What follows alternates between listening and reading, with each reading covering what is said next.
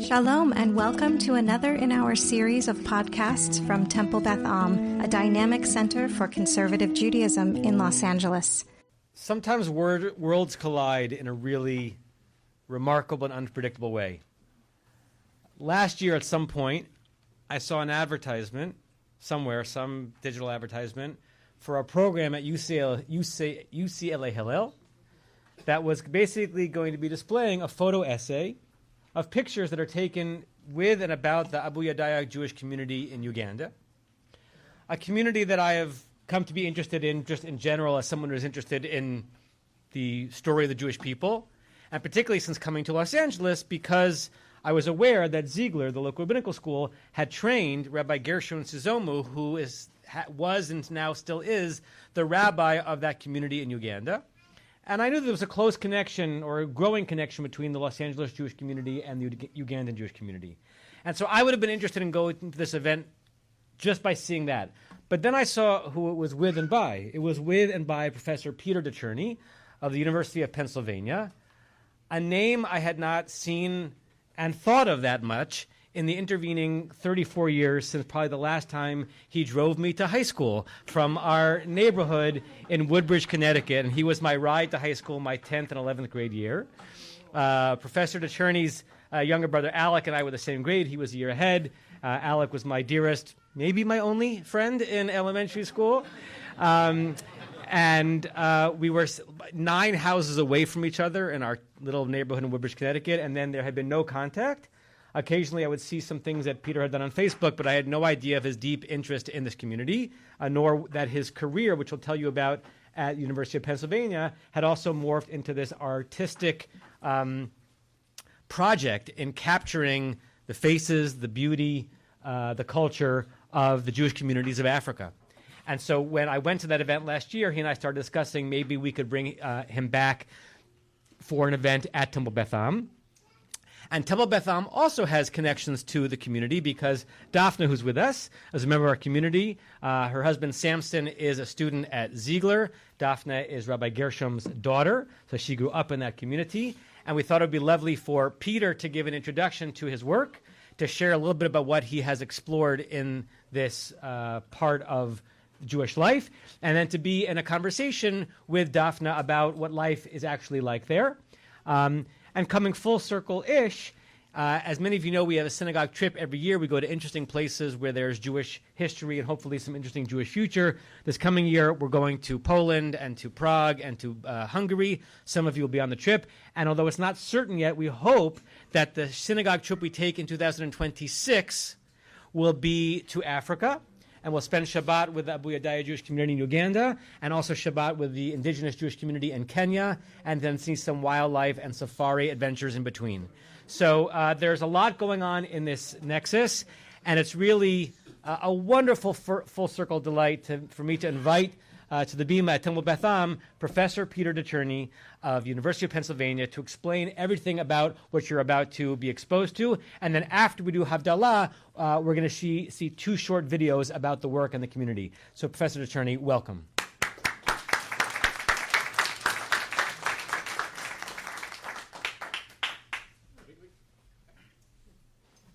First, a little present for you. This is an Abuyadaya kippah. Thank you. It's someone here. This man over here has the traditional Abuyadaya kippah. This though is made actually by the Orthodox community in Puti, and made by that woman who's in the picture right here, the Rebbe at Puti. Anyway, thank you so much for having me here. It's really nice to be here.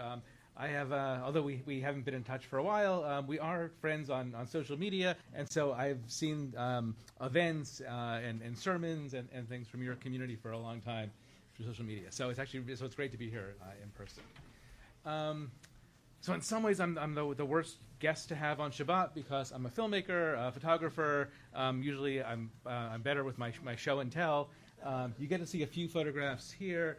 And then after Shabbat is over, we can look at some films, 2 short films that I made last summer in Uganda. Where does this start? I think this journey started for me in college. My freshman year of. Oh, can you hear? Is it better here? Okay, sorry. Get as close to the mic as you can, and Okay. I didn't realize we had Zoom as well. Yeah. No. So I'll tell you a little bit about my story, and then really looking forward to hearing your questions and being a conversation. And Adam, let me know if you need a ride home tonight. Thank you. The old Beamer. Exactly. Yeah, that was the worst car of all time. Oh my God, it broke down constantly. In my freshman year of college, during winter break, I went to Israel. It was 1990, and I was part of a program, and I got to work with members of the Ethiopian Jewish community who had recently emigrated to Israel as part of Operation Moses. It was before Operation Solomon. And then in 2018, I was working on another film about Israeli history and started to learn more about the Ethiopian community that still existed in Ethiopia. Like many people, I knew about the airlifts in the 80s and 90s. I assumed that all maybe of that community had now relocated to Israel. It was hard to find out about the community that was still living in northern Israel, northern Ethiopia, in Gondar. And so that other project blew up, and I was really thrilled. I immediately applied for a grant, and in 2019, 2020, I went to Gondar, Ethiopia, interviewed people, started to learn about the community, and to film them. Though I was there last, right before the pandemic hit, turned that into a film called Dreaming of Jerusalem. It's on Discovery Plus, which no one has, but as we showed that film at festivals, at schools, I started to realize that people didn't know the history of the community, the thousands of years of history, an amazing, amazing story of history, and also they didn't know there was a community still living in Ethiopia. So I went back every year over the last few years and continued to photograph them, and now that work is coming out as a book called Endless Exodus, about the Jewish experience in Ethiopia. Among other things in the book, I was there for holidays, I was there for Purim, I was there for Passover, but also a really difficult time for them. Tourism disappeared during the pandemic, then there was a civil war, and everyone that I knew there lost family, friends as a result of the war. I tell stories in the book about men who were kidnapped and then ransomed back to their families to raise money for the civil war. The Jewish community was specifically targeted because they have relatives in Israel who would then send them money. And actually, now that the war's over, that's just become a big business there. It's an even worse problem. I also tell the story of the soccer team in the film and again in the book. And I'll get to Uganda in a minute, but this is interesting background, I think. The soccer team, they wanted to have a soccer team for many years. There are always kids playing soccer outside of the synagogue. And then eventually they were able to raise money through a rabbi in Haifa, Rabbi Menachem Waldman, who goes every month to Ethiopia and has been their rabbi for over 30 years. He raised money for them to have jerseys so they could play in the soccer league. They were terribly bullied, attacked by the other teams. Nevertheless, they made it to the finals. They won 2 of the 3 final games, and they claimed they would have won the third, but it was on Shabbat. They couldn't get the game moved, and of course, they weren't going to play on Shabbat. So as I went back, I would often meet with the coach from the soccer team, Getu, and I went back the last time, and he wasn't there. And so I was in Israel right before October 7th. I actually left hours before the attacks. I left October 6th. And one of the things I was doing there was meeting up with Getu, the soccer coach. I was with him at the hotel as he was dancing and holding a Torah, and his dream had come true. And then obviously I had to call him 3 or 4 days later. He lives in the South, and I had to make sure that he and his family were safe. And luckily they were. They still are. And so as a result of that project, I started to become much more aware of all the Jewish communities in Africa. There are ancient communities like the Lemba Jews in South Africa and Zimbabwe.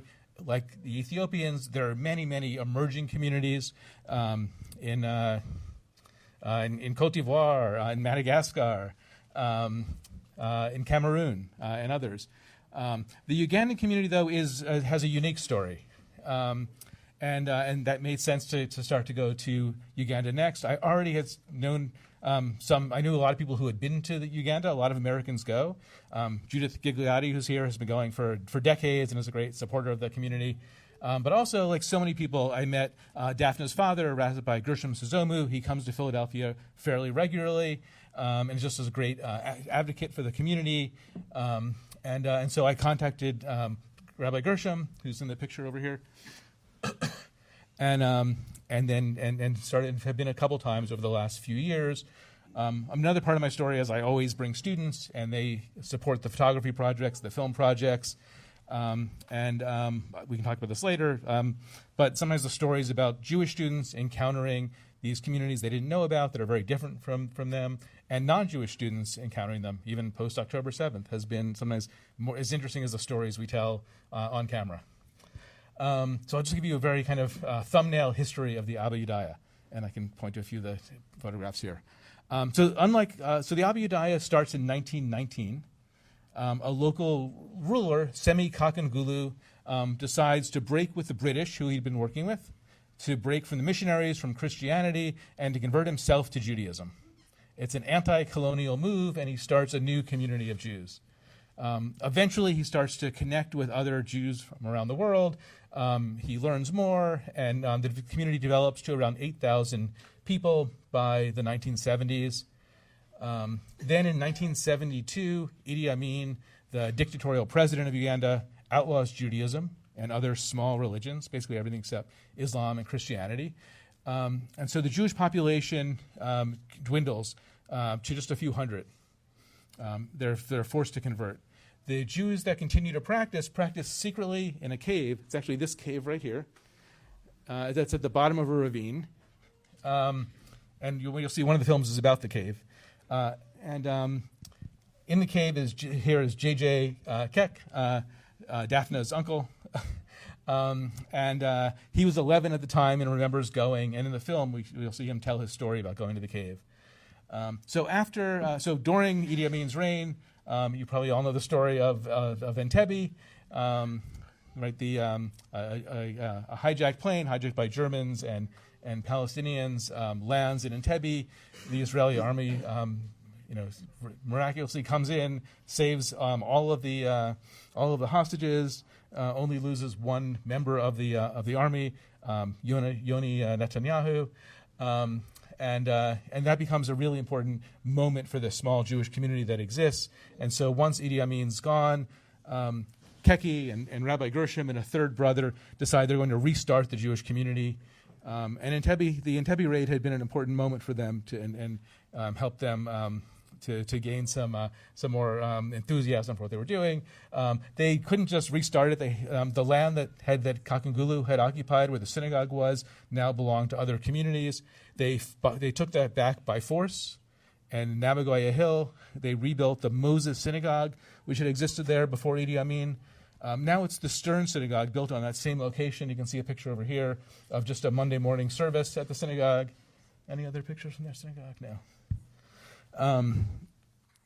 And so how did they restart the community? They built a kibbutz in Uganda, and they started to rethink the Jewish music. So they kind of created a hybrid of Ugandan folk music and Jewish music. They were cool. It was fun. People really started to join, and there are dozens of stories of kind of what happens after that. There are about a dozen synagogues today, mostly in eastern Uganda around the Mbale region. So Nabagoya, that synagogue is still the kind of the main locus, but you can go pretty far north and find other synagogues. What other pictures do we have here? I can tell you about a few of the stories of the pictures here. You'll see the second film is about a woman named Rachel Namadosi, who's J.J. Keck's daughter. She is in the field over here. She's a Grammy-nominated singer. Another part of the story is all the connections they've had to the U.S. I actually very lucky. So I've been meaning to meet with this man for a while, but I just bumped into him a few weeks ago. So all the politicians are in Pennsylvania right now because that's where the election is going to be decided. I was in an event for Democratic candidates a few weeks ago, and they announced that this man Matt Myers, who next week will become the governor of Delaware was there. And so I ran up to him and I said, I've been meaning to talk to you for a long time, because even though he's about to become the governor of Delaware, in the 1980s, he was a Brown undergraduate doing a semester in Kenya. On Yom Kippur, he went to the synagogue in Kenya and sat next to a teenager who would become Rabbi Gershom. And they had been connected for years. He helped raise funds for the rebuilding of the Moses Synagogue. Actually, one other story about Gershom I forgot to mention. So after the raid in Entebbe, he decided that one day he would become a rabbi, and he renamed himself Rabbi Gershom.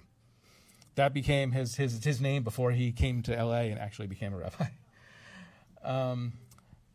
Who else is here? So this is a woman in a village right outside of Kampala, a village called Makono.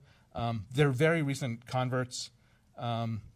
Like a lot of people in a lot of these communities, they start out as Christians, Messianic Christians who are experimenting with religion, find Judaism, often through the internet. They call it Rabbi Google, but then eventually find their way to the Abuyadaya community. And when I went to Makono, the religious leader there, their Hazan, he has amazing synagogue skills, Hebrew skills. They're very open to intermarrying across the different villages, and so the communities remain really close and connected in that way. This is a young man here, Yaakov. His mother knits the best kippot in Uganda. If you want, he's taking orders always. And I'll say two more. So the woman over here who has the photo in front of the window, her grandmother was a Jewish woman living in Kenya and decided to go to Uganda to find more Jews. She actually met J.J. Keck here in Kenya. He brought her to Uganda, and then this is her granddaughter who married another man in the Abuyadaya. And then the final story here, and then we can open it up. The man in front of the sunrise is a man named Yosef Kibita. This is a picture from October 4th or 5th, 2023, so just days before the October 7th attacks. He lives in Israel on a kibbutz that I'm sure many of you have probably gone to or know, Kibbutz Keturah in the south near Eilat. So I went to interview him and photograph him and talk to him. For 6 years, he was trying to become the first Ugandan to make Aliyah, to officially become a citizen. He's been converted to Judaism 4 times. He argued his case, or had his case argued before the Israeli Supreme Court 3 times. But when I met him, after spending 2 days with him, it was really clear he would become a citizen, and the Israeli government was never going to, never had a chance. No. And so, I had to call him 2 or 3 days later, like Getu, and say, are you safe? And he was, and his family is, and he still is. Just about a month ago, a little less than a month ago, he became a citizen of Israel. So he's the first Ugandan citizen. Anyway, maybe we should open up. Yes, Daphne. So our sense is that the next part would be a little free-flowing to give you a chance to meet Daphne and for Daphne to meet all of you and to have her personal narrative about what it was like to grow up in that community and her connection to some of Professor DeCherney's work. And then as it gets darker, we'll pause for Mariv and Havdalah and then watch the videos that have been brought and maybe more of an opportunity for Q&A. So Daphne, do you want to share a little bit about your childhood and your upbringing, what it's like in your community in Uganda, and also what it's like for you to have made the transition here to Los Angeles as Samson is studying to be a rabbi? Shabbat Shalom. Thank you all for coming. It's very nice to see a large number of people today. I grew up actually in so many places because I was born in Uganda. Then when I was 7 years old, we moved here when my dad was given a chance to study at Ziegler. So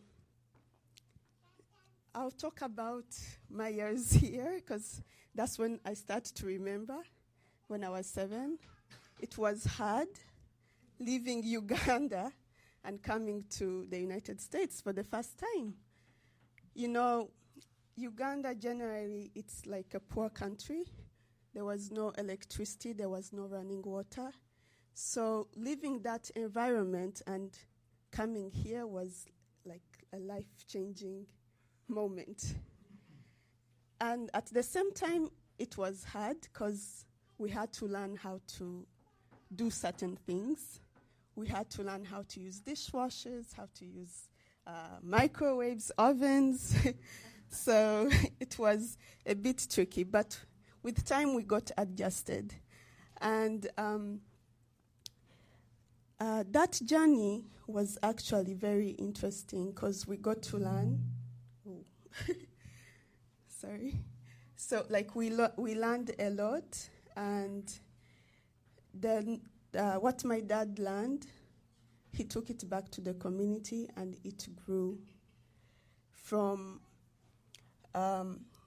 By then, we used to observe, like traditionally, what was in the Torah, but then him having the Masorti, the conservative learning, the studies that he got, we were able to grow the community even further. And going back, as you can see, that photo of, he's called Moshe. More people got to learn Hebrew and learn how to read Torah, how to lead services. So now, if you come to the community, you see so many young people, most especially women, leading services. Before that, before coming to the United States, we didn't have women leading services. It was basically, I remember having, it was not a mechitza, but women would sit on one side and men would sit on the other side. So now, getting to learn more, it's, we all sit together and we all participate in the service in one way or the other. Fast forward 20 years later, my husband Samson Inderitu, he's from Kenya, where that lady comes from. His story takes another chance, I think. But he came to Uganda with her and some other young people from her community, from their community in Kenya, Olkalao. It's called Olkalao, Kenya. And they came to study. This was, I think, 2005, around 2005. So they came when my dad was still here, when we were all still here, but they were able to get the knowledge from the other leaders who were there, the likes of JJ and my late Uncle Aaron and so many other people. So he came to Uganda to study, and that's how we met, where we met 2010, I think. Yeah.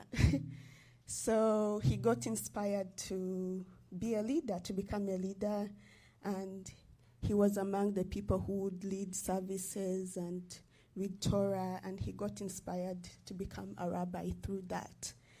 So in 2019, there was a rabbi's delegation which came to Uganda, and he was offered to come and study at Ziegler. And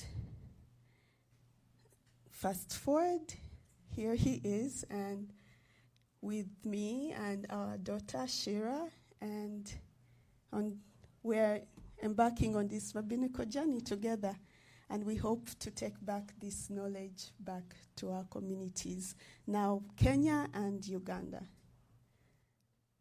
Yes.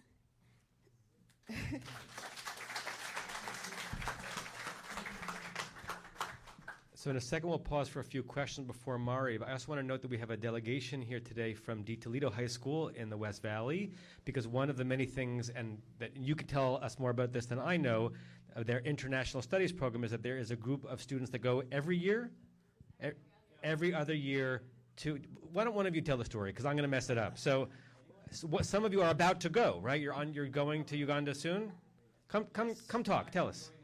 Next week, all right. I'm going to sit down, you tell, because I will, you know better than I. Hi everyone, Shabbat Shalom.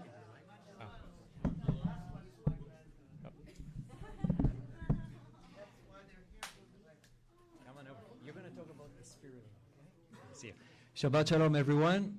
My name is Lior Siboni from Di Toledo High School. I'm the Director of Global Jewish Education.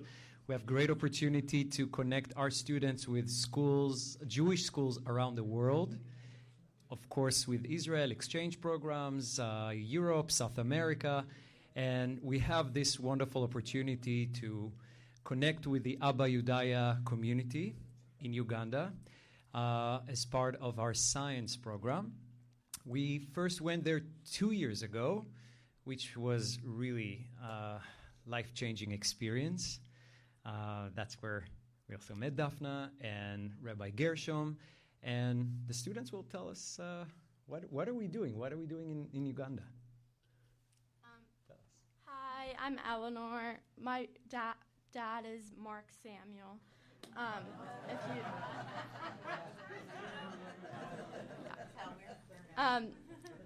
We're going on Wednesday to Uganda to we're also learning about the spirulina program, which is a superfood that provides nutrients. And we're the four of us, and there's 3 other students that's going, and we have Lior coming with us, and Miss H, the head of the science department, coming with us on Wednesday.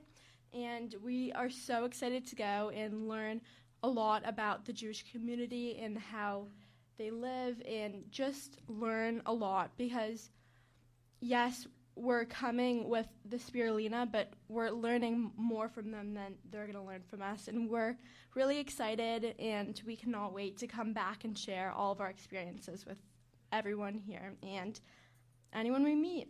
Thank you.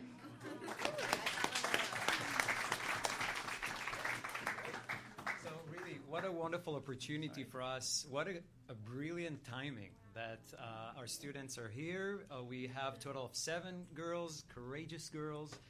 And yeah, Hannah, you want to say something? Only girls? Yeah. It's such a wonderful opportunity to go as a community and take our American Jewish experience that we have and bring it to Uganda, and then they can share with us, and I think it's a good exchange of learning about their community and ours, and then we'll also get to teach them, and we'll learn from them about their spirulina, which is their superfood, and it's a wonderful experience.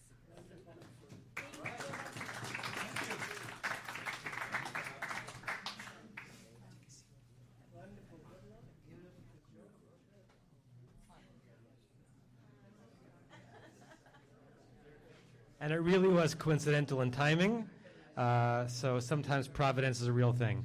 So let's have Peter and Daphne, if you will, open it up for questions about the community, about the project, and then in about 10 minutes we'll pause for Mariv and Abdallah, and then we'll have an opportunity to screen the movie. So Phyllis has a question.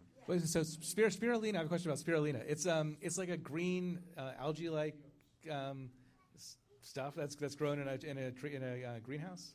That's right. It's like made. It's an algae. Yeah. Made in pools with cheesecloth. Yeah.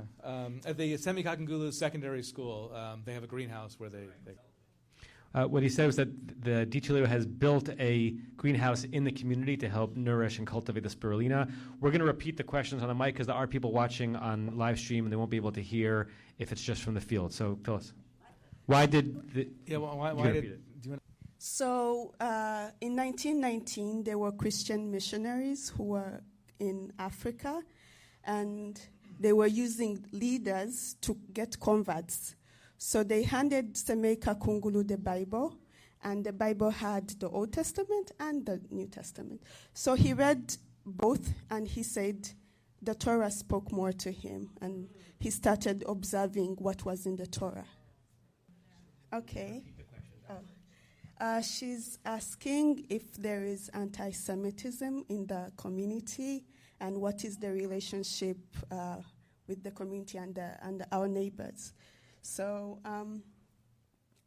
I'll go back in like the time of what's his name? Sorry, Idi Amin. There was anti-Semitism by then, because Semei Kakungulu, he outlawed Jewish practice, and so there was a lot of hate against the Jews, and that's why people were forced to pray in the caves and in their houses and under the beds. But once he was overthrown, there has generally been peace. We don't have, I've not heard of any hate against the community.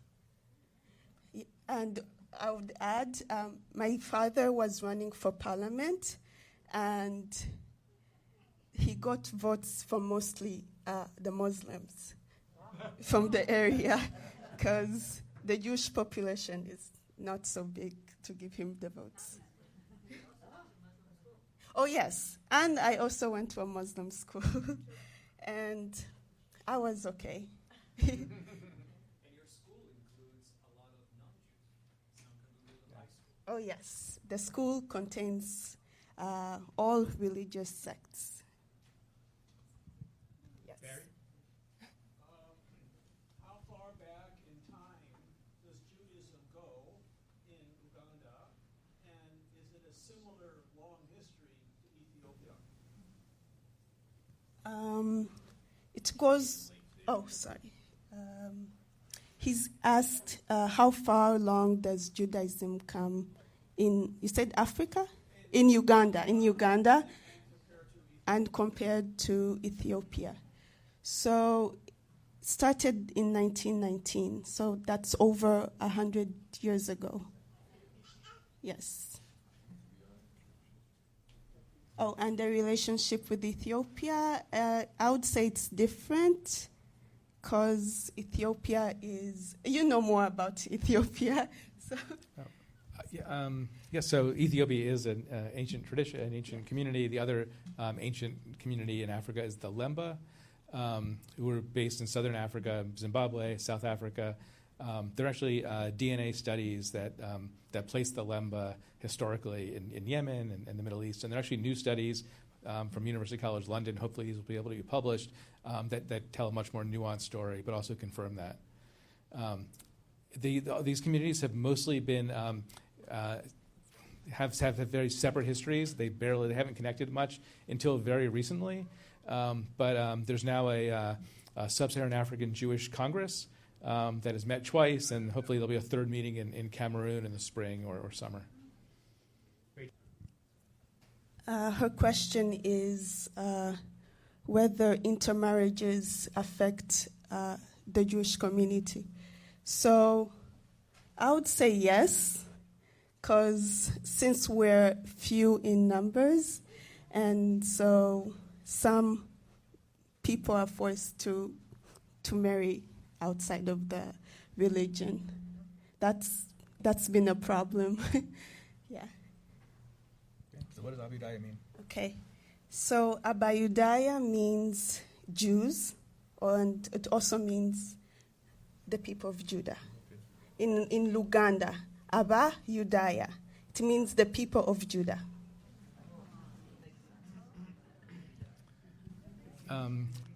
Yes. So as I mentioned, after Idi Amin is gone, it leaves power. Gershom and J.J. Keke and Aaron, a third brother, start a kibbutz. They are reading about Israeli history. They're thinking about how to restart their religion and rebuild it, and they decide to have a communal enclave on Nabagoya Hill. And it runs for a while. Everyone starts to get married, and then they move away. And so it just kind of slowly breaks up. But yes, there's a kibbutz. I'm going to tell one other story that.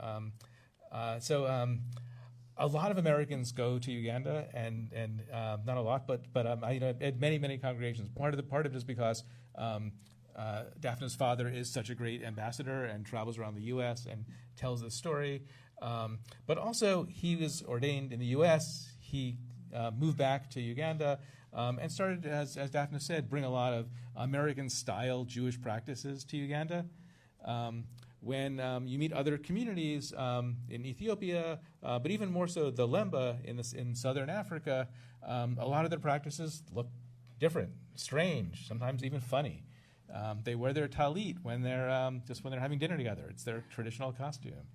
I was having dinner with them, and they said, "We are strictly kosher, cheeseburgers for everyone."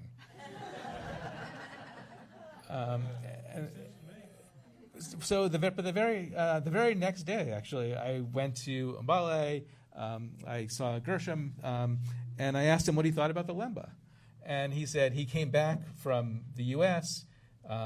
He changed the religious practices. He started a yeshiva, and he said, "Lemba, other Jews from around Africa, come study with me, and I will teach you Judaism." And the Lemba said, "We have been Jews for thousands of years. Anything we do is African Judaism. You've been colonized by the Americans. We don't recognize your Judaism." And to me, that's actually the kind of foundational story as I try to do research, try to amplify stories of people from around Africa. The things that look familiar to us, tefillin, kippot, Magen David's, that's great, and that shows a connection. The first time I went to Ethiopia, 10 minutes after getting there, I cried because they were singing the same tunes that I know.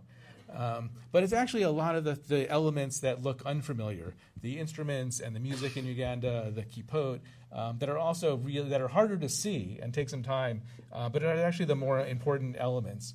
Because I think this is a really important story to tell now and to keep telling as global anti-Semitism is on the rise. I think it's more important than ever to celebrate, to embrace, to amplify the diversity of Judaism.